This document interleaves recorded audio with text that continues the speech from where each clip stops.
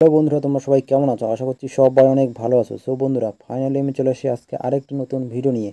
বন্ধুরা, আজকের এই ভিডিওর মধ্যে আমি আপনাদেরকে দেখাবো ফেসবুকের মধ্যে আপনাদের নামের পাশে যদি আপনারা নিকনেম লিখতে চান তাহলে কোথা থেকে লিখতে হবে। তো আজকে এই ভিডিওতে আমি সেটাই দেখাবো বন্ধুরা। তো ভিডিওটি শুরু করার আগে আমার চ্যানেল যদি নতুন দর্শক বন্ধু হয়ে থাকে অবশ্যই চ্যানেলটি সাবস্ক্রাইব করে নোটিফিকেশন বেলটি অন করে রাখবে। তো বন্ধুরা, চলো বেশি দেরি না করে ভিডিওটি শুরু করা যাক। বন্ধুরা, আপনারা জাস্ট ফেসবুকটা ওপেন করে নেবেন। ওপেন করার পর আপনার প্রোফাইলে চলে আসবেন। প্রোফাইলে আসার পর স্ক্রল করে নিচের দিকে আসবেন বন্ধুরা। আসার পর বন্ধুরা এখানে দেখতে পাবেন এই যে 3টা ডট আছে রাইট সাইডে, তো সেই ডটটার মধ্যে জাস্ট ক্লিক করবেন। ক্লিক করার পর সবার উপরে এডিট বলে লেখা আছে বন্ধুরা, এই যে এডিট বলে লেখা আছে পেন্সিলের আইকন, এটা জাস্ট একটা ক্লিক করে দিবেন। ক্লিক করে দেওয়ার পর বন্ধুরা এখানে নিচে দেখতে পারবেন এই যে এডিট ইয়োর অ্যাবাউট ইনফো বলে লেখা আছে। তো এই এডিট ইয়োর অ্যাবাউট ইনফোতে জাস্ট ক্লিক করবেন।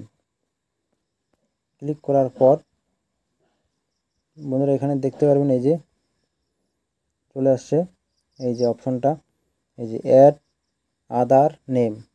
তো এই অ্যাড আদার নেমে জাস্ট একটা ক্লিক করে দিবেন।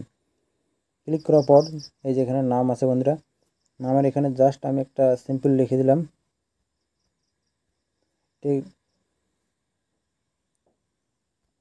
ঠিক লিখে দিলাম, ঠিক আছে।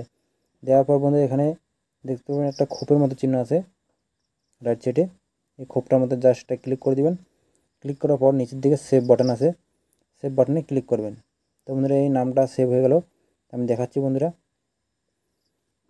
তো আমি রিফ্রেশ করলাম। তো বন্ধুরা দেখতে পাচ্ছ এই যে আমার যে অ্যাকাউন্ট আছে আমার পাশে টেক বলে লিখলাম যে সেই লেখাটা চলে আসছে।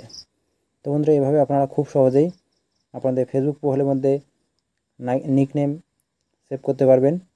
তো আজকের ছোট্ট ইনফরমেশন ভিডিও যদি আপনাদের ভালো লাগে, নলেজেবল মনে হয়, অবশ্যই একটা লাইক করে দিবেন। আর চ্যানেল নতুন হয়ে থাকলে অবশ্যই চ্যানেলটি সাবস্ক্রাইব করে নোটিফিকেশন বেলটি অন করে রাখবেন। তো বন্ধুরা দেখা হচ্ছে পরবর্তী একটি নতুন ভিডিও নিয়ে। সবাই ভালো থাকবেন, সুস্থ থাকবেন। জয় হিন্দ, বন্দে মাতরম।